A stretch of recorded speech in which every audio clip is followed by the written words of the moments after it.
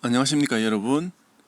지금 우리는 우리 생활에 사용되는 다양한 재료에 대해서 공부를 하고 있습니다. 재료는 크게 세 가지로 구분해서 배우고 있는데요. 그 첫 번째가 우리가 저번 시간에 배웠던 목재, 배운 기억이 나시죠? 두 번째가 지금 오늘 공부하고자 하는 금속, 그 다음 세 번째가 플라스틱입니다. 그래서 이 세 가지는 우리 생활에 많이 사용할 뿐만 아니라 여러분들이 그 특성과 이용 분야에 대해서 잘 알아두실 필요가 있습니다. 자, 그러면 한 가지 한 가지씩 살펴보면서 그 내용을 함께 알아보도록 하겠습니다. 우선 우리 교과서에 있는 문장의 표현을 잘 보면서 금속의 특성 그리고 용도에 대해서, 종류와 용도에 대해서 알아보도록 하겠습니다. 금속은 여러 가지 성질이 있지만 여기 보시면 강도, 강한, 물체의 강한 정도를 말하죠. 그리고 이거 잘못됐는데요. 경도라고 합니다. 경도는 단단한 정도를 말합니다. 자, 강도는 말 그대로 강한 정도. 좀 비슷한 내용이죠. 그렇지만 약간 의미는 다릅니다. 그 다음에 경도는 물체의 단단한 정도. 경도가 가장 큰 금속은 금속과 비금속 중에서 가장 큰 것은 다이아몬드입니다. 다이아몬드는 강도가 가장 큰 물질이죠. 그 다음에 금속은 연성과 전성이 좋습니다. 연성과 전성은 부드러운 금속이 가지는 성질인데요. 자, 연성은 이렇게 물체가 있으면 양쪽에서 잡아당기면 길쭉하게 늘어나는 성질을 말합니다. 이렇게 쭉 늘어나는 성질. 그리고 전성은 이러한 물체를 망치로 두들겼을 때 쫙 펴지는 성질을 말하죠. 이렇게 넓게 이렇게 변화되는 성질을 전성이라고 합니다. 그러면 전성과 연성이 좋다는 얘기는 금속을 가공해서 여러 가지 모양을 잘 만들 수 있다라는 성질과 같겠죠. 그 다음에 열과 전기를 잘 전달하는 전도도가 아주 우수한, 열과 전기의 전도도가 우수한 물질이라고 볼 수가 있습니다. 그리고 고유의 색깔을 가지고 있어요. 예를 들면 금은 노란색 광택을 지니고 있죠. 그 다음에 구리는 어떤 색일까요? 순수한 구리는 붉은색입니다. 붉은색. 그 다음에 대부분의 철, 수원, 이와 같은 대부분의 금속들은 어떤 색깔을 지니고 있습니까? 네, 그렇죠. 은백색. 은색과 백색이 섞인 이런 색을 지니고 있습니다. 자, 좀 지워볼까요? 자, 그리고 금속은 종류가 크게 철금속과 비철금속, 철이 아닌 금속이죠. 여기 안일비 자를 써서 철이 아닌 금속, 철인 금속. 그렇지만 우리 생활에 쓰이는 대부분의 금속은 철금속입니다. 철금속이 약 80%, 철, 나머지 20%가 철이 아닌 금속입니다. 예를 들면 구리나 알루미늄 같은 것들이죠. 그 다음에 이런 철금속은 종류가 나뉘는데 그 나뉘는 기준이 바로 탄소 양입니다. 탄소는 원소 기호가 C죠. 이 탄소가 많이 들어있으면요 아주 강해집니다. 성질이. 탄소 양이 적으면 어떻게 될까요? 탄소 양이 적어지면 좀 약해집니다. 물렁물렁한 철금속이 되죠. 물론 탄소 양이 적다 그래서 안 좋은 금속은 아니고 많다 그래서 좋은 금속이 아니고 적당량을 가지고 있어야 됩니다. 그래서 그 탄소 양에 따라서 탄소가 하나도 없는 순철, 그 다음에 어느 정도 가지고 있는 탄소가 너무 많아서 우리 생활에 제한된 곳에 사용되는 주철, 맨홀 뚜껑 여러분들 길거리 가다가 봤죠. 맨홀 뚜껑, 하수구 구멍이죠. 도로에 쓰이는.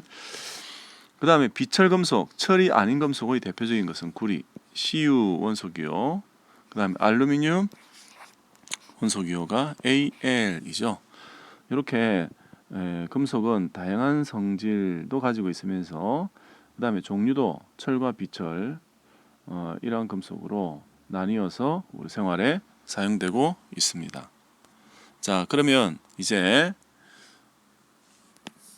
하나하나씩 이 철의 종류에 대해서 알아보도록 하겠습니다. 자, 우리 교과서에 소개된 철의 종류 중에 첫 번째가 순철입니다. 순철은 탄소양이 탄소양이 많으면 강해진다 그랬죠. 탄소양이 거의 0%입니다. 0.02% 탄소양이. 그래서 아주 물렁물렁한 철입니다. 철은 철인데 아주 순수한 철이죠. 탄소가 거의 없는 철, 재질이 연한 순수한 철. 그래서 강하게 철은 강한 곳에 대부분 사용하지만 이 순수한 철, 순철은 특별하게도 전기 재료로 전기가 잘 통하기 때문에 전기 재료로 사용한다는 것 아주 중요합니다. 전기 재료로 사용합니다. 그래서 전봇대 이 변압기 안에 보면 철심이 가득 들어 있는데요. 그 철심의 재료가 바로 순철입니다. 순철. 순수한 철, 즉 탄소양이 거의 없는 철. 이렇게 여러분들이 잘 기억해 두시기 바랍니다. 자, 이게 순철이었고요. 그 다음 두 번째 철 보겠습니다. 두 번째는 철 중에서 우리 생활에 가장 많이 사용하는 형태가 바로 탄소강입니다. 탄소의 양을 어느 정도 가지고 있는데 이 탄소강 안에서도 아주 탄소양이 많은 철, 탄소양이 중간인 철, 탄소양이 적은 철, 대중소 이렇게 나누죠. 대중소. 요즘 개밥 주는 남자 대중소 있죠? 그것처럼 탄소양이 아주 많은 것, 탄소양이 적은 중탄소강, 탄소양이 적은 저탄소강, 고탄소강, 중탄소강, 저탄소강 이렇게 나뉩니다. 그래서 우리 생활에 쓰이는 곳이 어떤 곳인가 하면 기계부품, 그 다음 철도 레일 아주 단단해야 되죠. 그 다음 볼트나 너트, 그 다음 여기는 안 나와 있지만 철사, 못 이런 것들을 만들 때 이 탄소광이 사용이 됩니다. 여기 쓰이는 것은 이것이 볼트, 이것이 너트, 그죠? 이러한 곳에 많이 사용되는 철이 바로 탄소광이라고 얘기합니다. 자, 그 다음 세 번째 보도록 하겠습니다. 세 번째는 주철이라고 하는데요. 이 주철은 탄소양이 아주 많고 옛날부터 많이 사용해 왔습니다. 그래서 가마솥, 우리 옛날에 조상들이 가마솥에 밥도 해먹고 국도 해먹고 소여물도 끓이고 이런 일을 많이 했죠. 자, 그래서 이 주철은 탄소가 아주 많이 들어있기 때문에 주물, 즉 녹여서 틀에 부어 제품을 만들기에 좋습니다. 그래서 아까 쌤 얘기한 가마솥이나 아령, 그다음에 이런 뭡니까 이게 맨홀 뚜껑이죠. 맨홀, 사람이 들어가기 적합한 구멍, 사람 구멍. 그래서 도로에 보면 이런 맨홀이 많이 있죠. 이 재료가 바로 주철입니다. 주철.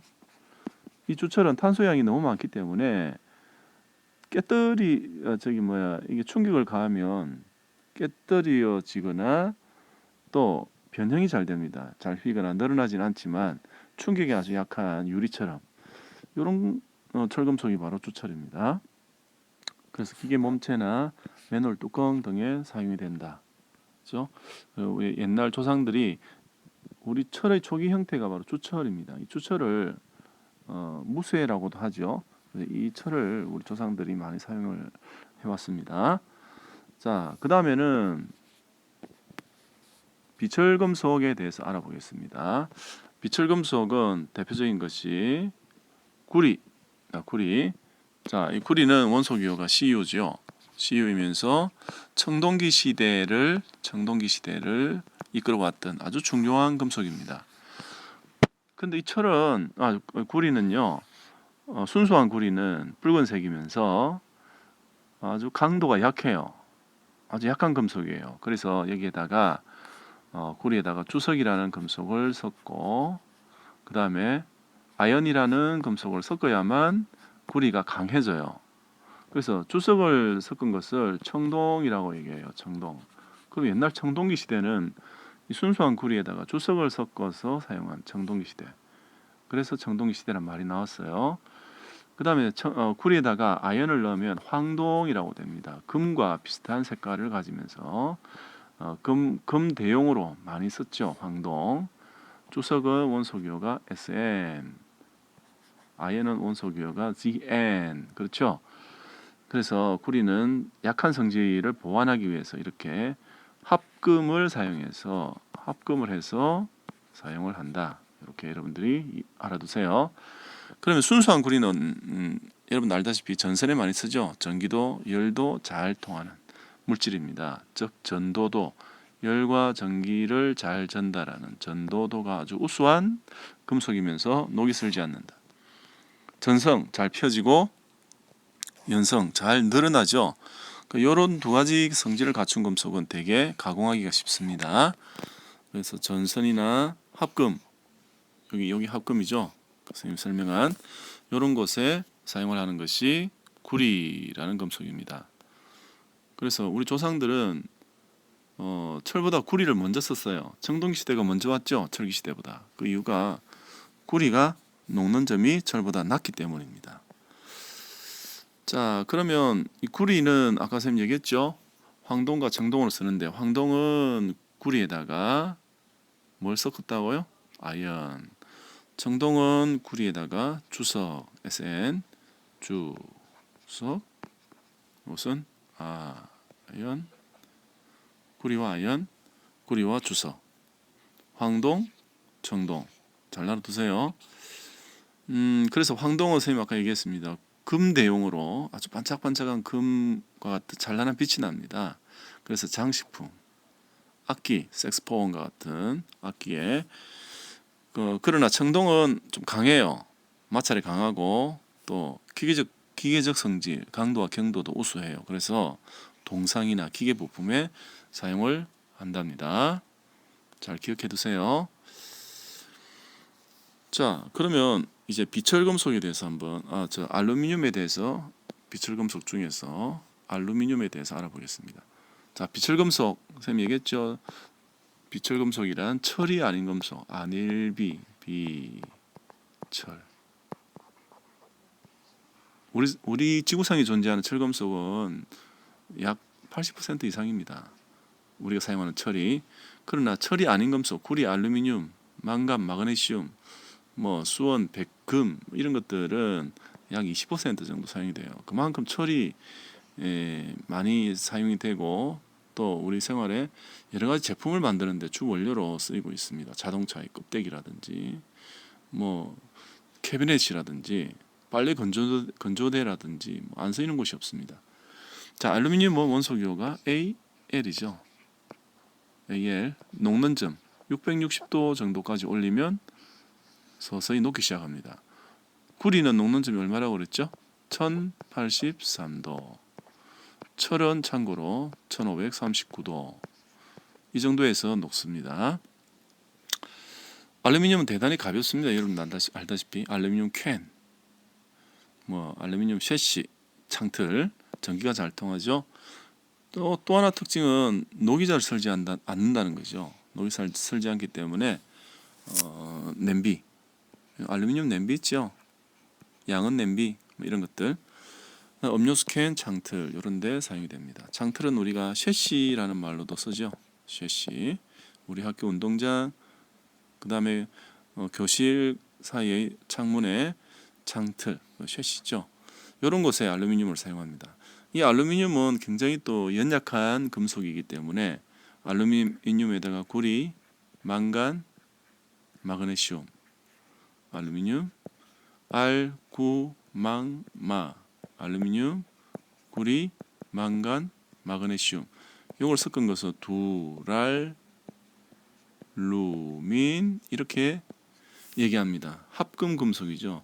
알루미늄이 약하기 때문에 이렇게 구리, 망간, 마그네슘 이 세 가지 금속을 섞어서 나온 새로운 금속이 두랄루민인데 아주 강해요. 가볍고 녹슬지 않고 높은 온도에도 잘 견디고 이렇게 해서 항공기의 몸체에 사용을 한답니다. 항공기 몸체. 자, 그래서 한번 볼까요?